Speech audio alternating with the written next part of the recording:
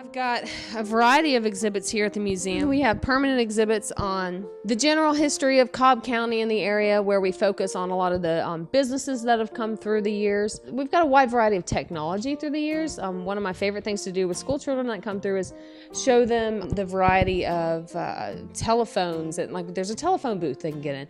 It has 5 remotely controlled, electrically driven turrets. Temporary exhibit that we have is on the aviation history of Marietta. It's still a very important part in our economy and in our culture of who we are as a community, because Lockheed is still here creating planes for the military and private entities around the world. And that started with Bell aircraft that came here during World War II.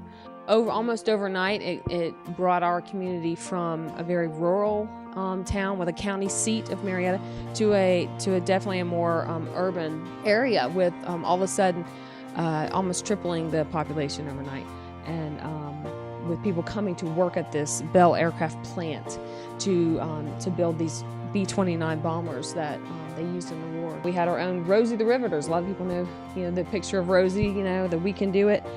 Here in Marietta, we actually did have Rosaries, who were women who went to work in a factory, taking on jobs that were more traditionally male. These specific roles, like building an airplane or building a ship, or mechanics, those were all very traditionally male roles. So now this is the first time women are actually stepping up to that part of the job. And our military gallery here. In this gallery we have things from the Civil War, World War I, World War II, Korea, Vietnam, both Gulf Wars, modern day military, and women in the military. The Thompson submachine gun, it was picked up off of Utah Beach during World War II, a very pivotal moment in the history of the war and America's role in the war. The story behind it is kind of cool. Louis Sohn of Marietta was storming the beach, and if you can kind of set the stage, you've got Germans firing down on all of these American soldiers as they're trying to land on the beach.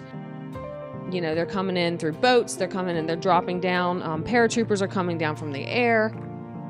Many of them are dying in the water before they even reach the sand. And Louis somehow makes his way to the sand, but at the same time he's got all these Germans that are firing at him and on everyone else trying to storm the beach. He actually came across a fallen paratrooper who lay dead on the sand, and he noticed that this paratrooper was holding this weapon in his hands, and so Louis actually took the weapon up to protect himself. And even though it has a bullet hole in it from where it was hit by fire, it still worked, and he was able to use that gun to save his own life. And then eventually he was able to actually bring it home with him. If you can, just imagine what that gun has been in the middle of, what it's seen, essentially, and taken part in. These are stories that we often read about in the history books, and they're just facts and figures, and they get very boring.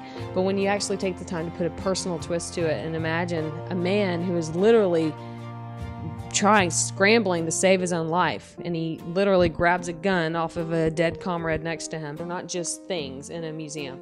They have very incredible stories with them, and that makes them more relatable to people.